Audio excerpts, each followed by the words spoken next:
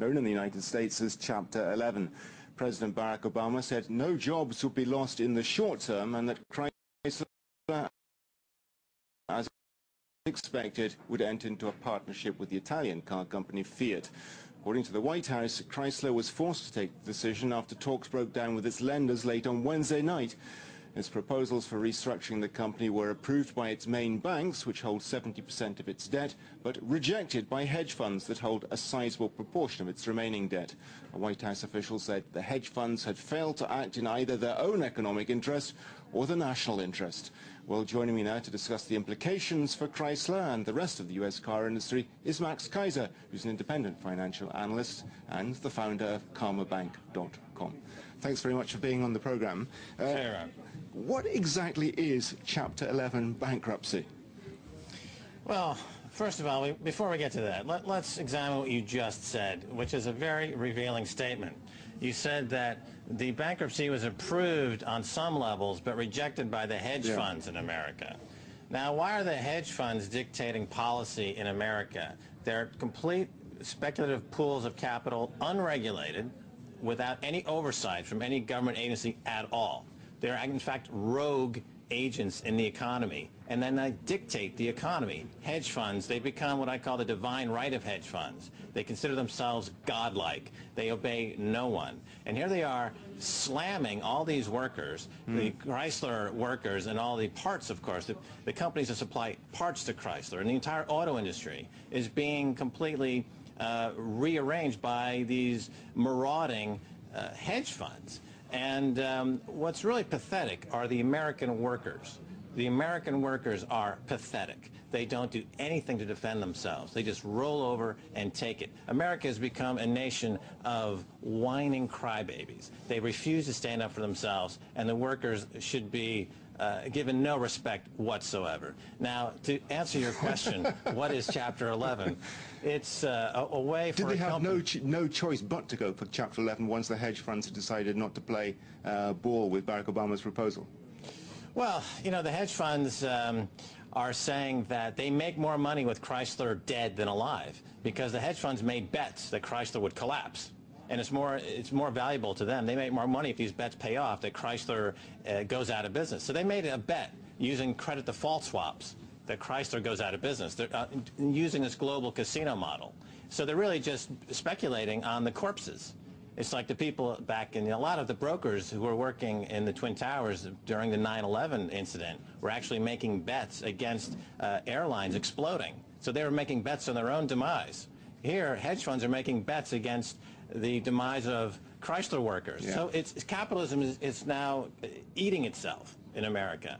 It's swallowing itself. It's destroying itself because they're going after the last crumbs on the table as the American economy implodes. Okay, to go back to the original question, what does Chapter 11 protection? It's the two major bankruptcy scenarios are Chapter 11 and Chapter 7. Chapter 11 allows for a workout to take place within, with the company still operating on some basis. Let's say Chapter 7 is they shut the doors and it's all over. So Chapter 11 allows for a workout to take place. So they'll be, the lights will still be on and they'll be working through these issues under Chapter 11. And in the short term, Barack Obama says jobs will be saved. Is he right? But these workers' jobs, the workers aren't getting any representation at all. I mean, they're going to fire millions of workers in the entire auto industry. Chrysler, Ford, General Motors. You know, Chrysler has something called Chrysler Financial, which is their lending arm. They want to merge that with General Motors' lending arm. Again, that's great for the banks, but the workers get nothing. The workers are just being completely X'd out of the equation. It's not like France. It's not like France. In France, workers actually have representation. They can kidnap the boss in France, and they can get away with that. In America, if they try to kidnap the boss, they'd be gunned down by the American Homeland Security. They have no ability to protest in America. The workers, they're just cogs in a wheel. They're treated like complete mud. If I could just switch to the direction a little bit. Part of this deal is that Fiat is going to get a 20% stake in Chrysler. What does Fiat bring to the table? They bring the ability to offload a lot of debt on the international debt markets, basically. Behind the scenes, this is just a banking deal.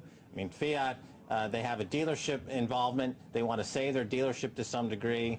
But pretty much, you have to look at this purely from the banking perspective. And they've got banking relationships in Europe. And as you know, a lot of the money that came from the federal government to bail out Chrysler went mostly into the pockets of foreign banks. Fiat's connected to European banks. And so it's great for the bankers. And it cannot be said that this does anything for the workers.